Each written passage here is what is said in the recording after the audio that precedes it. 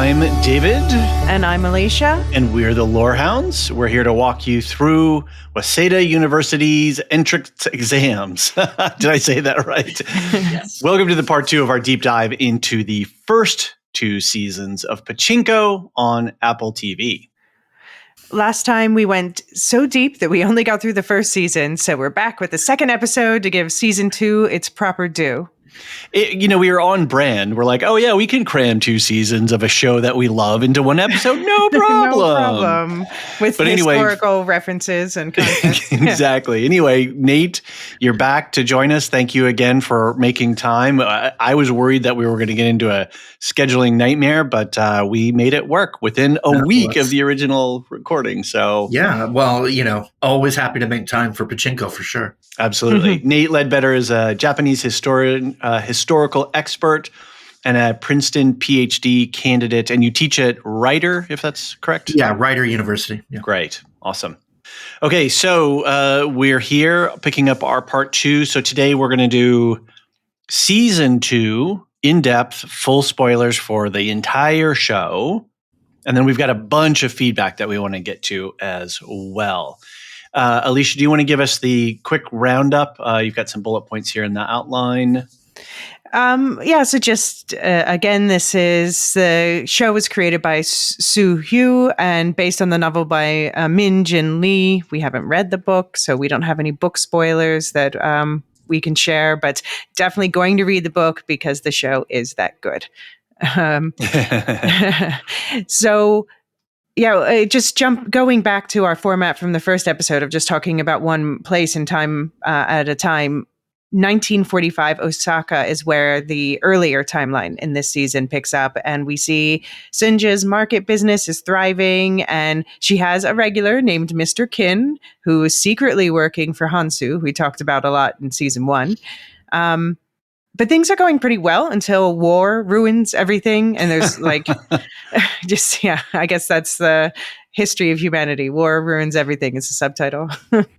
Well, I'm so struck too, and I mentioned this in the part 1 episode, that the earthquake was the great reset in the social relationships and social hierarchies. And in this one, the war does that as well, right, along with the atomic bomb dropping.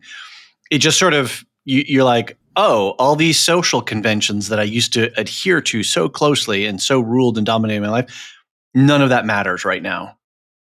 And it's just about survival. It's just about humanity and survival. Yeah. Yeah, I keep repeating this, but there's a reason why.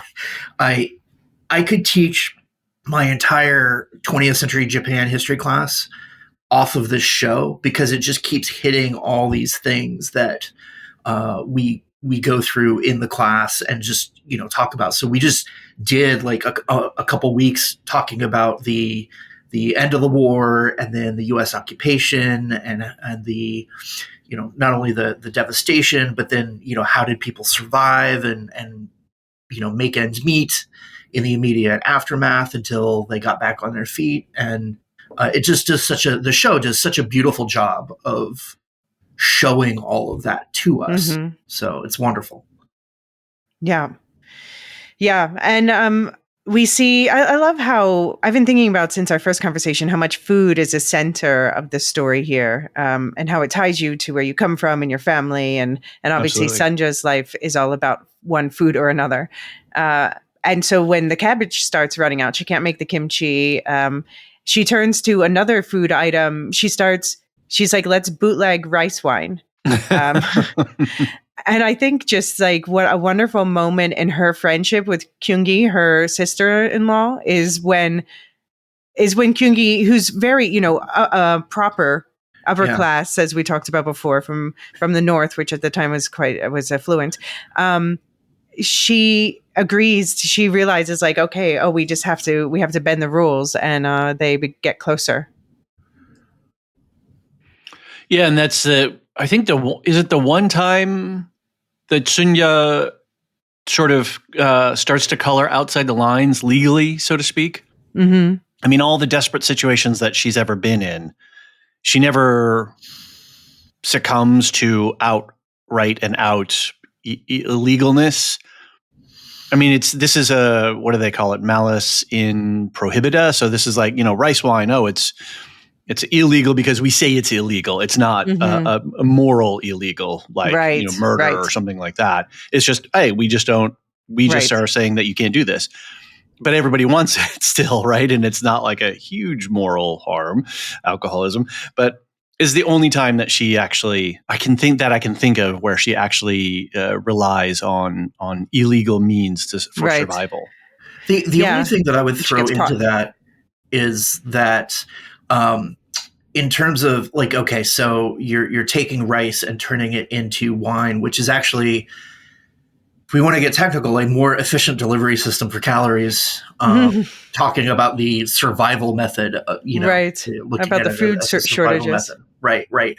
But part of why it's illegal is because they have the food shortages because of the war. Right. And so, not only is it just the bootlegging and the non-regulation sense that we might think of, but, she's taking a food substance and turning it into something that is less, desired by the state, shall we say. Mm-hmm. But was it the rice or was it something else that they found like weevils in?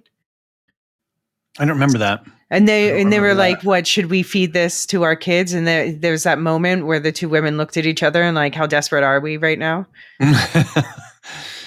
Good source of protein. I don't know. It's nutrition. Yeah, but she gets arrested and Mr. Kim gets her out. And that's how she finds out that Mr. Kim isn't just a friendly customer. He's actually working for Hansu. And Hansu's been working in the black market to make money for his totally disrespectful father-in-law. Like, I know, Nate, you share my ambivalent feelings about him, but don't you feel sorry for him when he's with his father-in-law and the way his father-in-law treats him for being Korean? Yeah, absolutely. He's... I mean, we said it on the last podcast. He's a character that you both love and hate at various times, and you see within the relationship with his father-in-law. You see so much of what his decisions are based on how he has to navigate individual situations. Mm-hmm. Yeah. Well, I think it's super interesting too to think of Hansu because he starts off as a quote unquote good kid. Mm-hmm. He's trying to do all the right stuff. Right. And not considering the earthquake and whether he or his father would have survived that. Obviously he did. But that he then ends up falling into organized crime because of his father's one transgression. Well, more than one transgression. I mean, he was a bookie for the organized crime. But what really got them in trouble was the fact that he had a particular weakness and borrowed, quote unquote, borrowed money. So if it were not for that one moment, what would have Hansu's trajectory have been?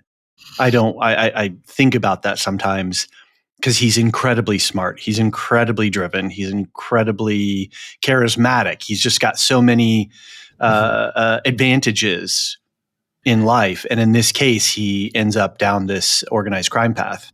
Well, and all these circumstances turn him into a negative person in the sense of, he has had to fight to get to where he's at. And so he sees we'll get into it, but he sees when he's thinking about Noah's future, he's looking at Noah, not only as, the relationship that they have, but as a means to further cement power in a sense, because he's gone through this whole life that he has to constantly consider how do I get on and stay on top? Right. Mm-hmm. And if I'm not scrambling to stay on top, I could easily wind up being dead. Right. Because I'm in an organized crime context, right? Right. I wonder if Mosasu, the younger son of Sunja, if he had grown up, without Sunja as his mom, if he might have gone that direction, because we do see him obviously flirting with the Yakuza. Very much so. And he's got a kind of entrepreneurial spirit that he's willing to take on risk and do things that are maybe slightly transgressive. Yeah. Right. Well, and a outspoken spirit. He's not going to suffer fools the same way that Noah Right. does at times. Well, yeah, he just creates such a sharp contrast with his brother Noah. Like, for instance, we see my favorite Masasu is the youngest one, like the one who we see like standing on a desk in school, and like kids are making fun of his Korean lunch, and he's like, no, but you don't understand. This is the best, and let me tell you all about it. And what like a bundle of joy. Obviously, that gets squashed by life, as it always does. Right. But then in contrast, Noah always, when he gets teased about being Korean, he retreats within and hides. And it's interesting too, because, well, they're different fathers, but I think I think that may even highlights the issue more about the diversity that you find within families, the differences between if we're a family that has siblings, in no matter whatever configuration. But if we are family with other brothers and sisters, the diversity of our characters and our trajectories and our interests and passions, and how you can look at one family and go, how are these two kids so different? They come from a similar time, a similar place. Well, it's also similar socioeconomic. Like, they have different fathers, as you said, but they are more like each other's fathers. I was just about to say it would be an interesting thought exercise to flip them and see if Mosasu had been the one kind of groomed by Hansu, how would that have gone? Turned out. I think Hansu would be much more willing to comply and see that as a path forward than Noah is. Yeah, but I feel like Noah also, he's so righteous because he is. Yeah, he is. Yeah, I agree with you. But it's because he's modeling, his father. Right. Yeah. And whether intentional or unintentional by the writers and the showrunners, this is part of the beauty of the show is that even as just engaging with this topic from the writing standpoint, we can't help but see these facets and engage with all these really interesting facets about family and how family moves through time and generations.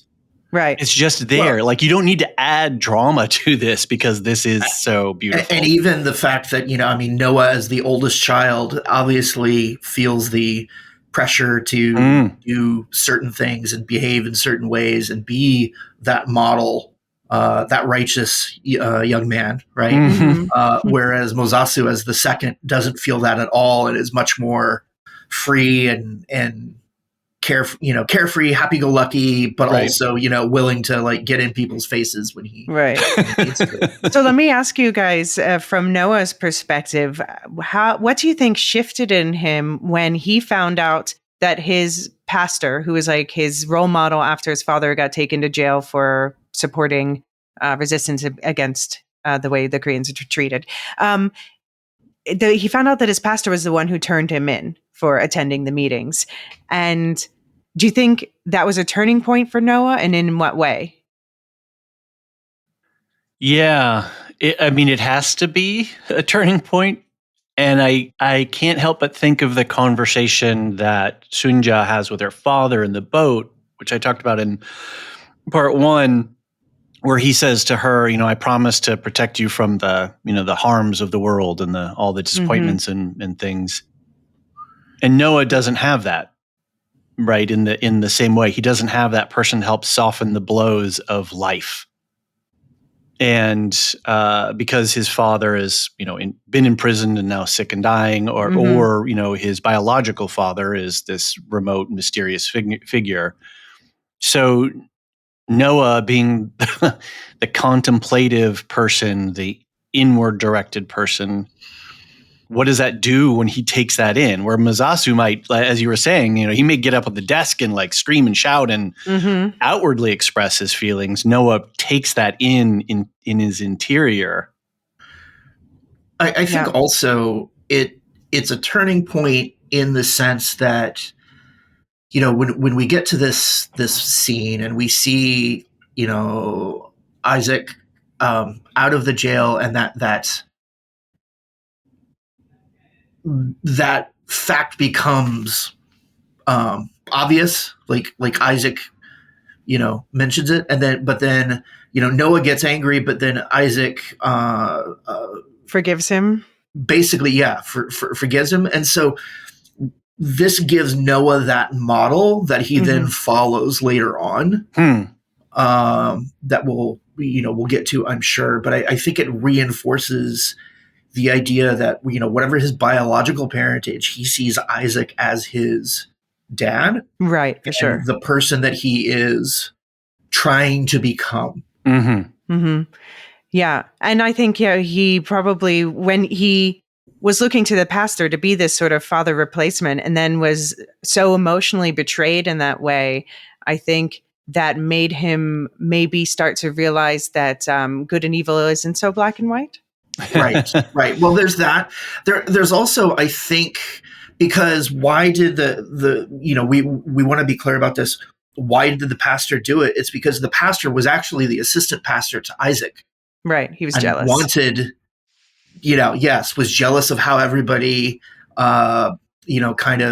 respected Isaac and wanted that for himself. So he got, contributed to Isaac being arrested so that he could then take that position. So I think Noah, in some ways, if we look longer range through the rest of the season, Noah sees that as a negative example that he doesn't want to follow. So then when he's confronted by the ambition that comes with Hansu and their interactions, that might be something that helps turn him away from that.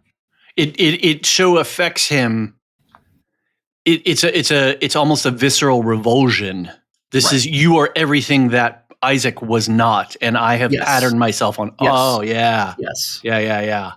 Right, but then I mean, so Hanzo always complex, because at the same time he's the hero from time to time with strong caveats. So he gets Isak finally out of jail, but then it's like, wait, you could do that the whole time? And he also gets him a doctor as long as Sunja agrees that she will leave the city before the Americans come. Hansu pulls strings and gets him out of jail, just like he got Sunja out of legal trouble from her bootlegging activities. Yep. Well, a well-priced bribe or a well-placed bribe, yes, it's always effective. Which I always find, I find it so interesting that Hansu at every stage has such power and commands such respect from the Japanese institutions. The man can wear a Korean. suit. Yeah, well, snappy dresser goes a long way.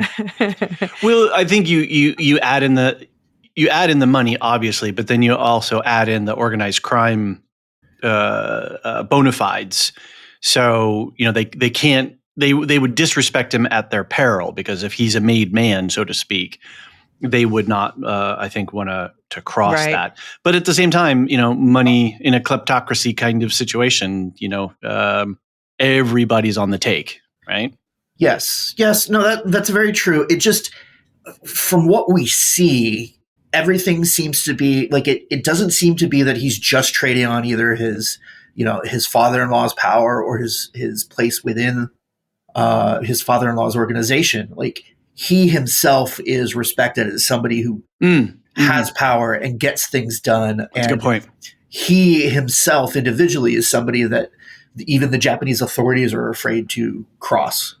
The local authority, the police in Osaka or the judges or whatever. So does that come from his internal sense of knowing himself and that sort of confidence and swagger? Because half of throwing your weight around, so to speak, is just your ability to convince other people that you have something that they don't authoritatively, right? It's the whole, short con thing. You walk in and you might throw a stethoscope around your neck, and as long as you swagger around the hospital like you know what you're talking about, people are going to give you the deference of being a doctor. Right. I mean, it might be. I mean, I think that there's a combination of things, obviously. And I don't want to downplay his relationship with his father-in-law and being part of the organization. But certainly it's not just that. He has his own, and you know, of course, we don't know exactly everything that he has done to get to his True. position. They don't show us everything, so Yeah. it's quite possible that many of the things that he has Mr. Kim doing now are things that he was doing in the past, and so has built up a reputation as somebody who can break a few bones, or Yeah. I think if whatever. Mr. Kim had stayed around, he would have, advanced his career. I think that was the plan. But David, I see you have a quote here from this interaction. Yeah, it's unfortunate we can't play it because the original language track, it doesn't work well in the English translation, and even the way that they wrote the subtitles was so beautiful. But then I think I did some other looking at subtitle stuff, and it gets some different meaning depending on how it's translated. But to me, this was so potent and so beautiful, which is Isaac tells Noah, mercy is not a gift or a power. It is a mission. And it's just like, whoa, like the whole, I don't know what this show is all about. There's so many things that it's about, but this to me seemed like one of those thesis lines. Like, this is such an important part of what the show is communicating to us as viewers, that mercy and knowing mercy and being connected to it and showing it to other people, it's not something that you're giving. It's not a power that you have to, give to other people. But when you acknowledge your own humanity and that we're all dealing with circumstances, you can have the space for grace and mercy. And then I think about when Noah shows mercy to the eggs, the kids who are stealing eggs. And then he develops a friendship out of that. Because he can understand that, hey, we're all just trying to survive here, and things are complex. So it was just a beautifully delivered line to me, and it just felt like one of those thesis statements that the show is putting forward. Yep. Yeah. But of course, we get another sad events or sad series of events, because Isaac does die. He has sepsis, and the rest, as agreed with Hansu, retreat to the countryside. I do get tired with Isak dying. I get tired of like the too good to live trope. Like, I just want, like, people can be good people and still survive. And I feel like we need to get past this. But anyway, minor gripe. It's but that's the narrative dramatic tension, right? That's it's Right. an easy place it's a trope because it's an easy place to draw dramatic tension from. And we also see in this part Kyung-yi distancing herself in a way from her husband, Yosef, by accident, because she can't get his permission to move to the countryside. She's about to, refuse to do this. And Hansu's like, we don't have time for this, lady. The Americans are coming with their bombs. Get in the car. We're getting out of here. And this is, when this is obviously an affront from, you were saying last time, Nate, about how Yosef he's a macho guy and he doesn't want. Yeah. Right. Well, and he's the head of the family, and Kyung-hee herself is very traditional, obviously, and so feels, the responsibility to be in contact with him. But I think, I don't know if we've mentioned that Yosef is in Nagasaki. Right. We mentioned it last time, but okay. Good to bring it up. Yeah. He's in Nagasaki at the munitions factory. Right. 1945. Yeah, right. I didn't see that. I literally didn't see it coming, and then it was like, oh wait, he's in Nagasaki. Wait, Yeah. And it's their family dynamic is such a contrast to Sunja, who's a person who stands on her own 2 feet, no matter who her domestic partner is in relationship. How she's organized domestically. It's always a partnership. It's not, she's doing what's told. Right, whereas Kyung-yi is subservient, more traditional, and follows that sort of that patriarchal traditional format. Nate, were you going to say something? Yeah. I was just going to say, like, I think that also. I mean, you talk about Isaac as the too good to live example. He's also the perfect husband, is willing to accept Sunja, or even kind of like saves her because she's pregnant out of wedlock, Right. and he kind of gives her the cover of respectability and so forth. So yeah, he's very much a sacrificing saint. character, but then Yeah. like that stands in contrast then to totally. Yoseb and Hansu and all these other adult male characters. Yeah. And yeah. Isik doesn't. He knows that he's lending her that social salve or protection, but I don't think that's not his goal. Right? His goal is he loves this woman and is indebted to her in a way that's, hey, we're in this together. I want to be with you. I'm choosing you regardless of your circumstances. Is he though? Because I don't know that I necessarily. I want to believe that. Well, I mean, it was also he was sickly, so he was also not like considered the greatest catch, despite having a good, respectable background. So. Yeah, like I see their love less in a kind of like romantic passion sense. Agreed. And more in a, unlike Kim and Kyung Yi, Kyung Yi, yeah. Yeah, no, I feel like Isaac is one of the, like he's the absolute perfect saint. And so he saw somebody that he could help who, and as a way of saying thank you for saving his life when he was sick, we're going back to season 1 stuff. But like, absolutely the role model father, the role model husband, the role model, in the sense that he's the pastor and thus, a spiritual leader as well. But almost all of it too perfect. Mm-hmm. And I think that works for Sunja because she is so independent. Mm-hmm. But I don't necessarily think it's a match of two people who a passionate match. Right. Like I think it works anyway. Right. Yeah. So my favorite part of this season is just seeing them all together when they go to the countryside and they make this makeshift home. They just have like this empty barn and they, live a pleasant peasant life for a while, and they deal with more prejudice, but overall they're actually the pampered favorites of the boss, who's of course Hansu. And, it's a big fall for Kyung Yi, but this is where we really start to see her character coming forward more and more. And of course, Mr. Kim is sent to live there with them. And, and as you alluded to, Kyung Yi and Mr. Kim start to notice each other. They both share a desire to go back to Korea. And there's just there's a spark that ignites into a flame. Yeah. I can't help but going to the countryside. It really gave me echoes of the stories that I've heard and read about of in England when people fled the city to go, send the kids to the north and outside of the bombs. And so just in that general sense of, and I think, Nate, this is an interesting thing too, from a military historical standpoint, aerial bombardment changes radically the society's response to mechanized war.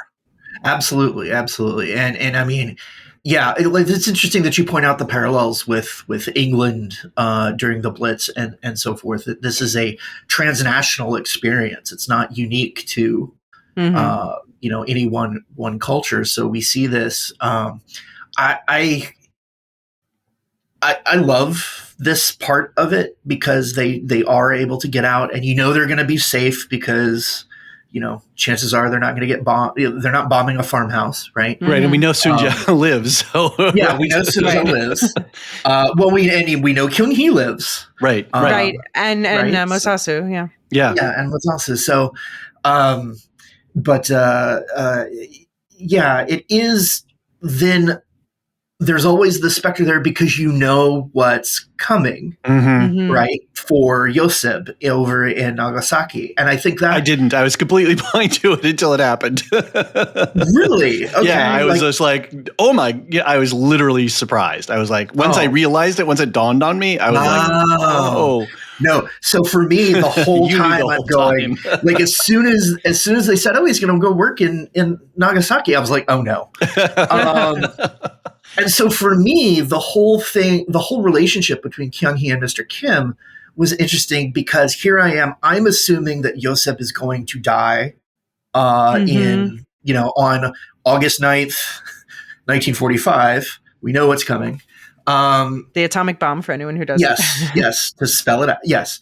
And so I thought that this was going to be, or at the time I'm watching this, I'm like, okay, so Kyung Hee's going to be released from this relationship with Yosef once he dies and move forward with Mr. Kim. So this is where this is going. So that was interesting to watch as it developed.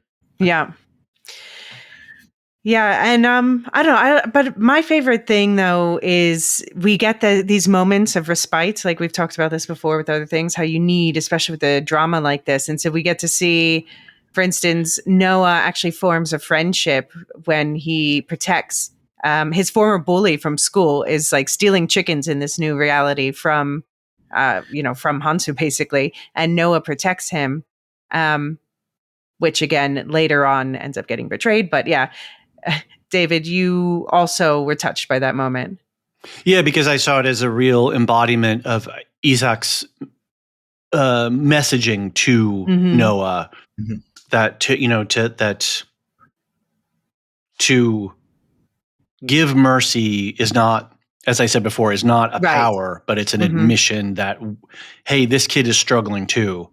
And yeah, maybe we need to stop the stealing, but what kind of retribution is required here? How do we sort this out? Because these people are just as hungry as we are, right? And so how do we survive as humanity? And so being able to connect to that in himself opens up the space for, a friendship that is really impactful for him.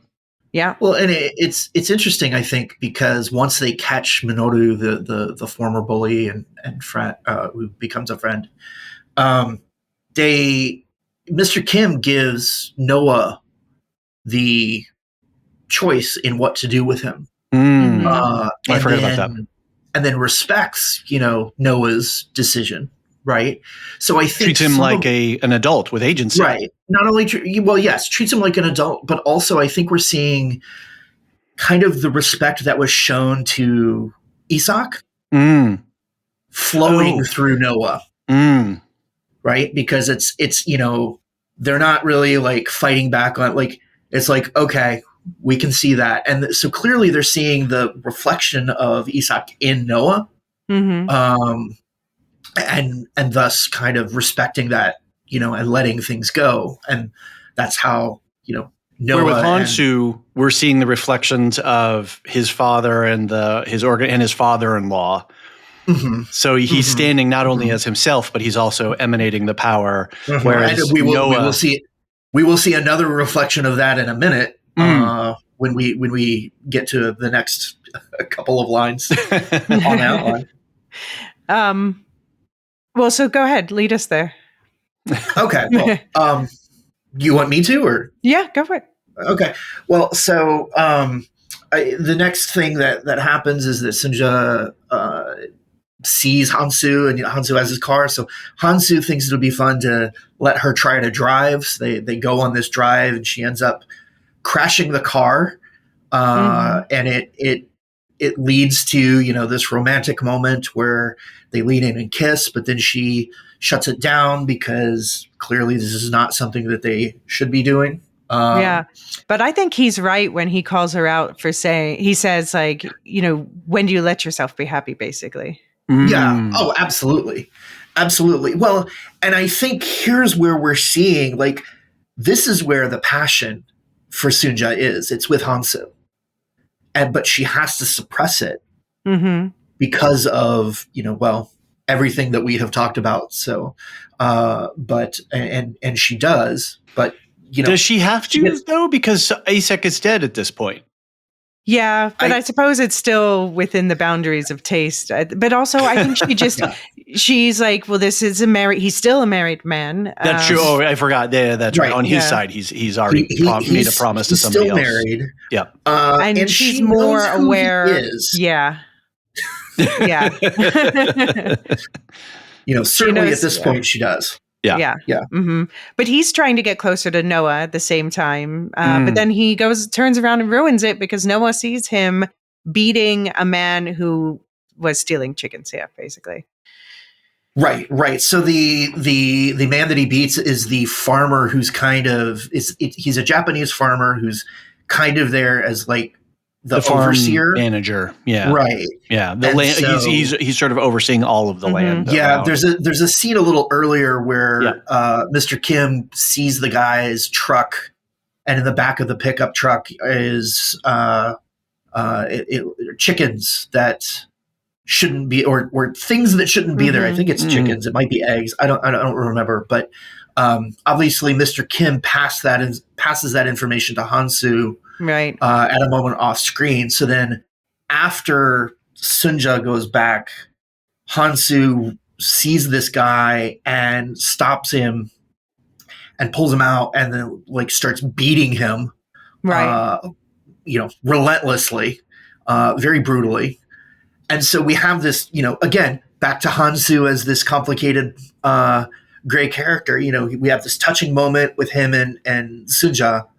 And then the next scene, he's putting down a massive beatdown on this farmer in a very brutal way. And then, like you said, Noah, who is out and about with his friend at night, like runs across this and sees what Hansu is doing and kind of gets this, insight into who Hansu is.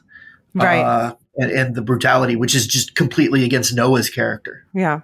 So two things I was just thinking about when you're talking about that. One is that Mr. Kim, he's definitely like the nicer person than Hansu. And it is funny that we always call Mr. Kim because he's always like, he's part of this family, but also outside it at the same time. Mm-hmm. But he shares a story at one point about his father losing his farm to the Japanese and then committing suicide in the land after it was taken. And so I think this is why he can do like the beating up work for Hansu that he does. Cause I think that it's an outlet for that rage. And then later when he goes to war, it's an outlet for that rage. Go ahead. I want to interject something on Mr. Kim. Okay, sure. The multifacetedness of Mr. Kim, because what do we call him? Mr. Kim. Like he's Mr. Rogers or something. Right. And he's gentle and he's kind and he's thoughtful and is a steady person in a complex and chaotic world. But what does he do for a living? He's the muscle for Hansu, and he is brutal and efficient and can, deal out violence very effectively. And so the multifacetedness of that character is really great. Yeah. Yeah. And Hansu, do you think, so we see him supporting Noah's studies, like, oh, my son's going to be he's the smart one. Yay. And then, when we see him, he gets another heroic act when he ends up bringing Sunja's mother, Youngjin, over from Korea to rejoin her. And I have this sense, and I wonder if you guys agree, it's not his official family, but it's his preferred family. And maybe this is kind of like the happiest time in his life. Earthquake that's interesting. Or something. Yeah. Yeah. I think so. I certainly think that he gets more emotional satisfaction out of this. It's pure in a sense, right? Like, I mean, I think that's why he's attracted to Sunja in the first place back in season 1, is that she's not part of this gangster world that he lives in. And yeah, absolutely. I think that was part of his drive for getting them, the safety aspect is obviously the first thing in getting them out of Osaka, but pulling them further into a sphere where he can interact with them certainly is a lot of it as well. Yeah. And I guess his language of love is acts of service. If you use the 5 model, the 5 love languages model, I just looked it up really quick and I was like, oh, yep, acts of service. Acts of service, for sure. Yeah, that's his love language. Yeah. Yeah, but then he certainly gave the farmer quite a lot of physical touch, but I don't think that was very long. But you know that whole thing with him beating the chickens, I read online. Beating the chickens? Beating the chickens. Yeah, that actually would have been worse. That would have been worse. Yeah, much worse. Because Nate, as you point out in the notes here, the farmer was being racist against Koreans. The one who right to that, but that part is not in the book apparently. Oh, interesting. Yeah. So Nate, you have a note in here about the festival where they send the lanterns out into the water, which I can't see that and not reference both the Wheel of Time season 1 and Silo season 1, but this comes from I love the adaptation in Silo season 1 where they go up the silo. That's just so cool. It's awesome. That's their river. Yeah. So this is the this lantern festival in Japan. It's called Obon, and it happens at the end of the summer, typically early August. So it's the festival of remembering the spirits of the dead. So you're sending these lanterns out, whether it's onto the water or whatever, as a way of communicating with the spirits of those who have passed away. And I found this striking for a couple of reasons. Number one, just the idea of, okay, this is a marker in time for those, for people who know Japanese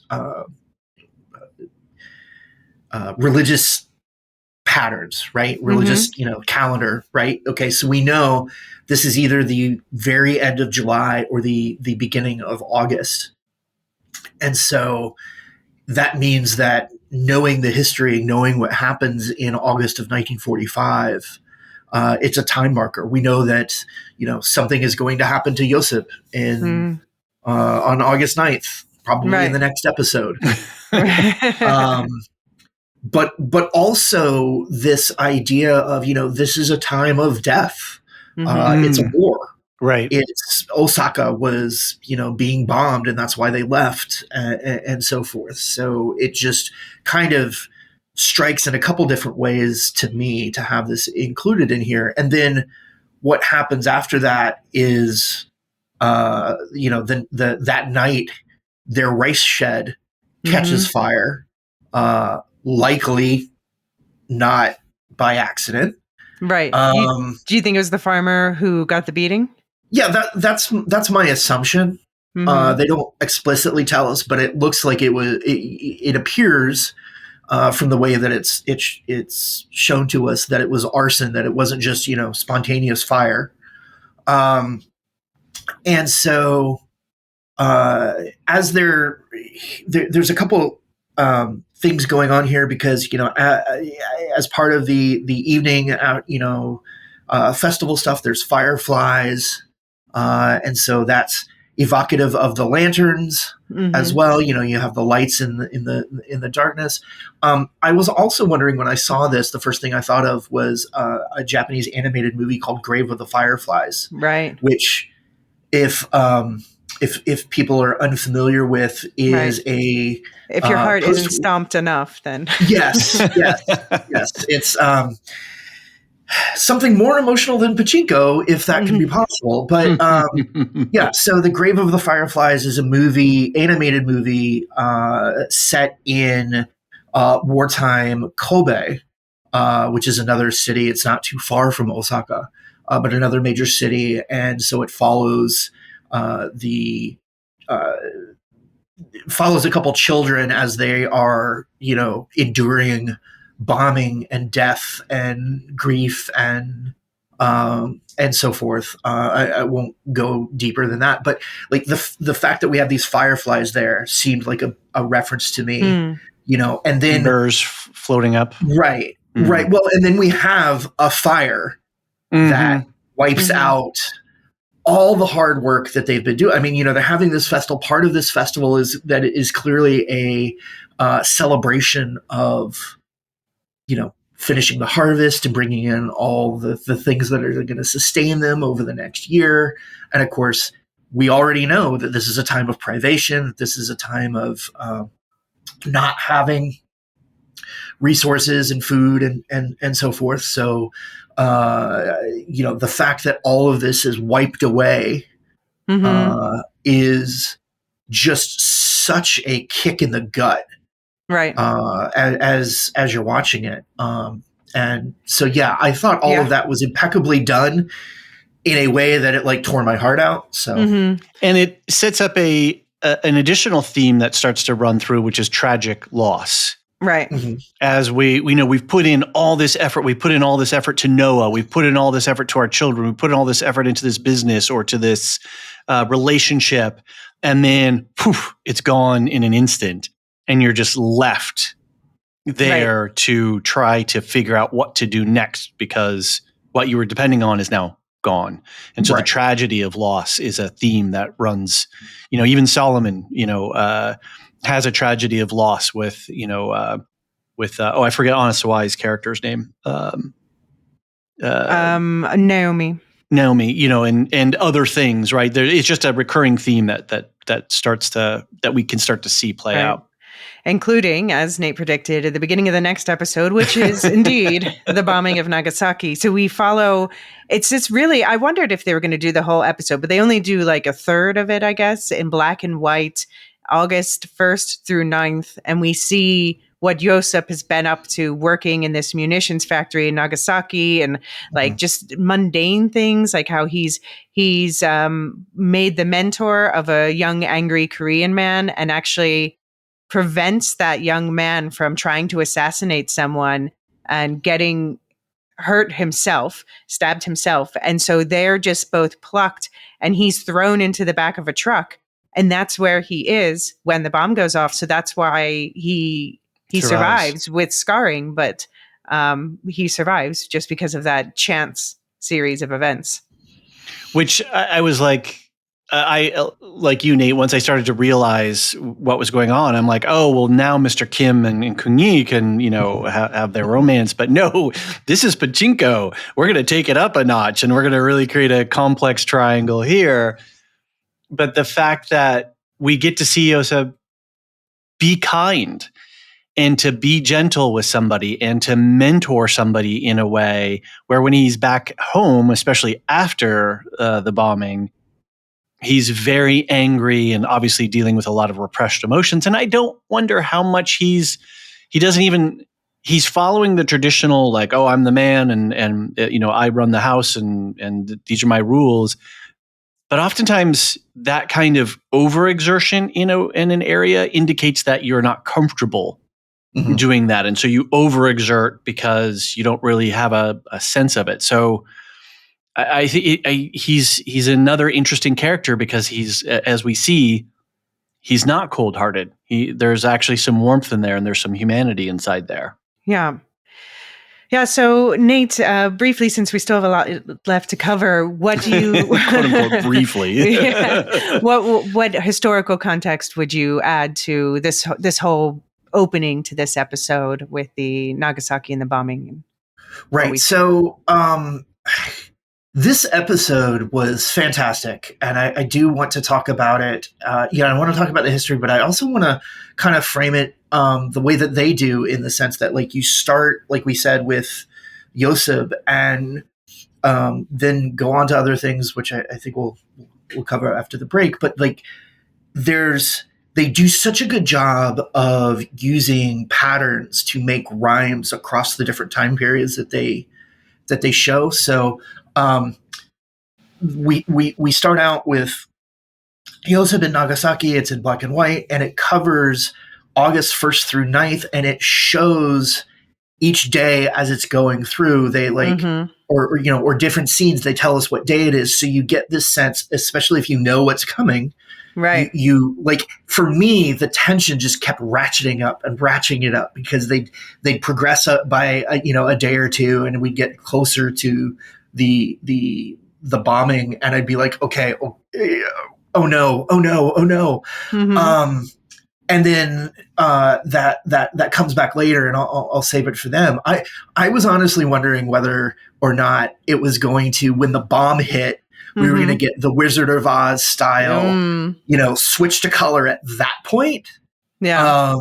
It was like very stress inducing. But to talk a little bit about the historical, I mean, I think most people know that there were 2 atomic bombs dropped, one on Hiroshima on August 6th, the other on Nagasaki on August 9th. Nagasaki was a target. It was actually the secondary target of the day. The primary target was a city named Kokura on the north end of Kyushu.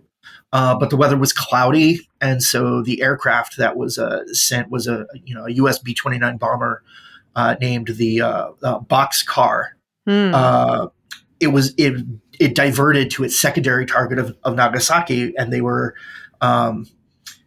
because they were under orders to only drop the bomb if they had good visibility, because the Americans wanted observation of the effects as much as possible.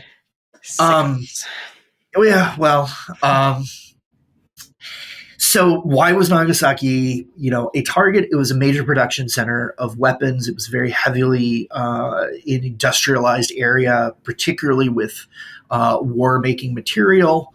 And so I thought it was very interesting because Yoseb is in a factory where they are making grenades. And the specific grenade that they're making is the Type 97, which is the standard issue Japanese grenade. It's not. It's ignited by pulling a cord, and then you have to there's a pin on it that sticks out that you have to bang on a surface. So bang on a rock or on your helmet or something like that, and then you throw it. Because we're following this whole story of this young kind of disaffected Korean man that Yosef is trying to mentor and kind of keep out of trouble. But this guy's really angry. You're in a grenade factory. Right. What's going to stop him? All the things that are going on. I'm like, just pick up a grenade and throw it, dude. Yeah. Why do you have to be all elaborate? Yeah. There's weapons right at your fingertips. Which it would look weird for you to grab one, right? Or to grab a box of them or something. Yeah, and then I want to talk about a little bit, just briefly about. So we talked about how through the course of trying to prevent this young man from using a tool to shank the supervisor that comes down to inspect the facility or whatever, Yosef is actually taken by the security and thrown into this truck because he's perceived as being the one causing a disturbance. But that then at that moment, as soon as he's in the truck and the doors are shut, that's when the bomb hits. Good timing, I suppose, for Yosef. But he's still obviously, severely injured, burned. They show the radiation burns on him to us later. And so one of the things that he then ends up dealing with, because he survives and this is the kind of the stigma of being a survivor of one of the atomic bombings, survivor's guilt kind of thing. Well, not only that, but they're these are the particular. Bombing was endemic across Japan. Everybody survived Tokyo. Any major city was bombed by the Americans. And whether it is a luck kind of thing. Whether you're in the plane malfunction or it had to turn and they dropped their load. There's so many gazillion factors that could. Right. It's not your fault that you did. Specifically with Hiroshima and with Nagasaki, there's a stigma attached to being a survivor there because of their nuclear nature, because they were atomic bombs. There's a sense of, okay, you are tainted by radiation. Okay. The hibakusha, which is the word that they use to refer to the survivors of Nagasaki and Hiroshima, as bombing victims. That makes me think of the stigma of AIDS that I forget what's her name in season 1 dies of, because she's got that hair about her. Yeah, Hannah. Yeah, Sorry. it's Carry on. It's someone. No, it's okay. So he leaves and is taken to Osaka, or taken back to Osaka. And again, we see this happen through Hansu's auspices, right? Like he, pulls levers and is able to get Yosef out of there and back home, but he's then covered with these burns and whatever. And there's a, to me, it brings to mind this idea of these bombing victims as not just victims, but also these as contaminated. And so the people around them don't want to, obviously the family's going to feel differently, but like there's a stigma attached to you were at Nagasaki, you were at Hiroshima, you might be bringing radiation in that's now affecting me. And so when we see him after the war and he's this recluse hiding up in the second floor room and never coming out, I wonder how much of that is tied to not only his own personal sense of guilt, self-worth, or lack of self-worth, or inability to now be the provider for his family, but also tied up in this idea of I'm a pariah because I'm a radioactive survivor. And of course, Hansu is the one who is there when he wakes up. And at first in the countryside, and it's like, look, I provided. It's this man who he knows has the wrong kind of connections. Who's like, look, I provided all of this for your family. I took care of your family, and now you are a cripple, so to speak. He's right. fine, mobile, but it's a lot for him to swallow, and he just, speaking of people going in on themselves. Right. Yeah. But then, the war is over and it's time to return to Osaka and rebuild from the rubble. And maybe we should pick up with that after a break. Sounds like a good plan. Sounds good. Marker.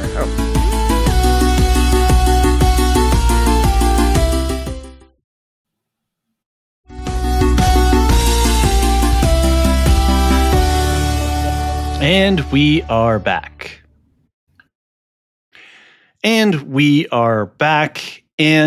during the break, we paused recording for a little bit and made a decision that this is going to be a 3-part podcast because we just can't stop gushing about the show and talking about all the historical details and such.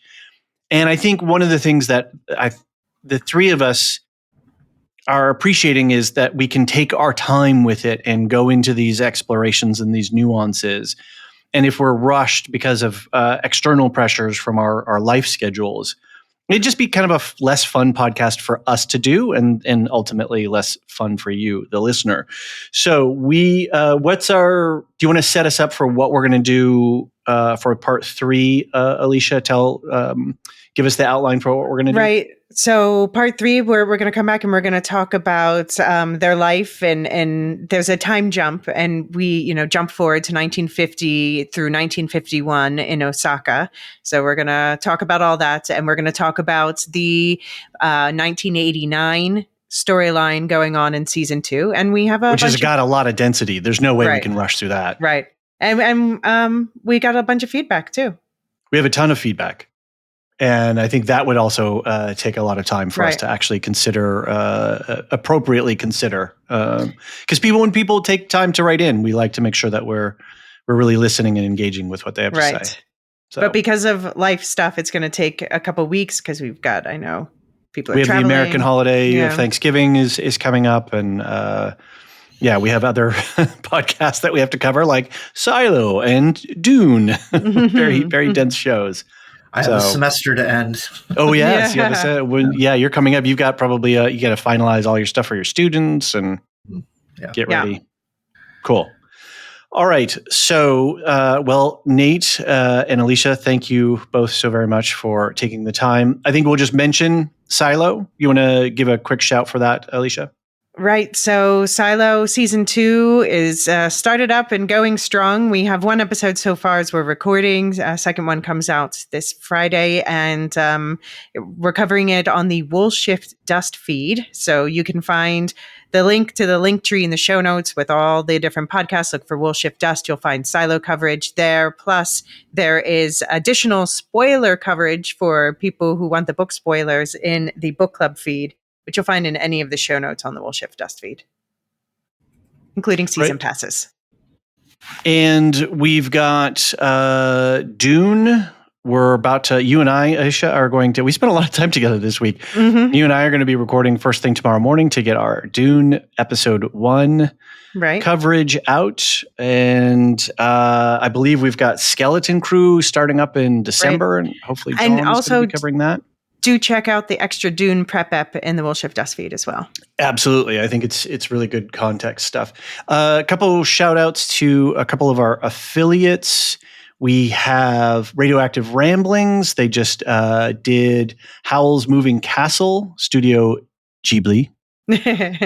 And so check that out for a fun movie review with Aaron and his cohort.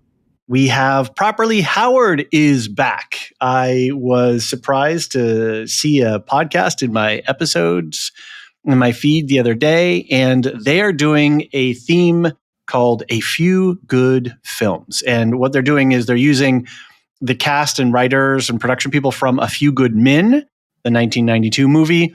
And then they had Steve and Anthony did a little fun draft where they came up with a number of movies based on who was in that particular movie. It's a very fun list. It was a fun little draft that they did. Check out their channel on our Discord and make sure that you subscribe to the Properly Howard season or feed. If you have not heard them before, the great thing about it is you don't necessarily have to have seen the movie or have any connection to the movie. It's just fun to listen to Steve and Anthony talk because they are funny. Steve's a stand-up comic. Anthony's a academic, and they're best friends from way back when they were their childhood friends. So go check out their episode. And then, of course, never mind the music. A new episode just dropped, Depeche Mode, Enjoy the Silence. I got to preview this episode because we're going to do a cross post on our main feed to get y'all to go over to their feed and subscribe because it's a different feed. And that it's just a great episode and it's a great song. And Nicole talks about the idea of what we call introversion or people who are introverts and sort of unpacks that and demystifies that word a little bit. And Mark talks about how Enjoy the Silence is sonically constructed and how that triggers some of that emotional reflectivity that then Nicole gets to talk about. It's a really good episode, so go make sure to check it out. Right. I think that about wraps it up. Elysia, do you want to run through our Lorehound Lore Masters and Discord server boosters? Sure. All right. Thank you to our Discord server boosters, Aaron K. Tiller the Thriller. This is Elysia at midnight on the radio. Dork of the Ninjas, Duve71, Athena Ajalea, Tina, Let's Do, Nancy M, Ghost of Partition, Richard W. Thank you to all of our listeners, just, keeping it real for a moment. You really make this all possible. Thank you especially to the Lorehounds, but thank you most of all, of course, to our Lore Masters, Samartian, Michael G, Michelle E, Brian P, SC, Peter OH, Bettina W, Adam S, Nancy M, Duve71, Brian 8063, Frederick H, Sarah L, Garrett C, Eric F, Matthew M, Sarah M, DJ Miwa, Andra B, Kwang Yu, Deadeye Jedi Bob, Nathan T, Alex V, Aaron T, Sub-Zero, Aaron K, Dally V, Mothership 61, Gnarls, Kathy W, Let's Do, Jeffrey B, Elisa U, Neil F, Ben B, Scott F, Stephen N, and always last, Adrian. Oh, perfectly timed. Well done. All right, everybody. Thanks so much. We will see you on part 3. Nate, thanks again for making the time. It's great to talk to you. Always a pleasure. I can't wait till we talk about Godzilla maybe next year. We can definitely, we can set that up. It'll be like Godzilla plus 4 by the time we finish Pachinko. By the time we get to it. Well, Also, if I could real quickly. Yes, please. Maybe you want to cut this out. I don't know. But Elysia, you talked about reading the book for Pachinko after this. And I think I remember it being mentioned on the board that there were other people who were interested in reading it.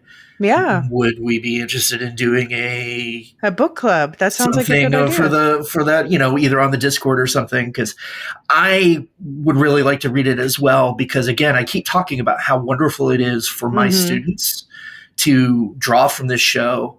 It may be something that I look at assigning in the future, but I have to read it first. So right. I support this throw out there. If people are interested, send your feedback.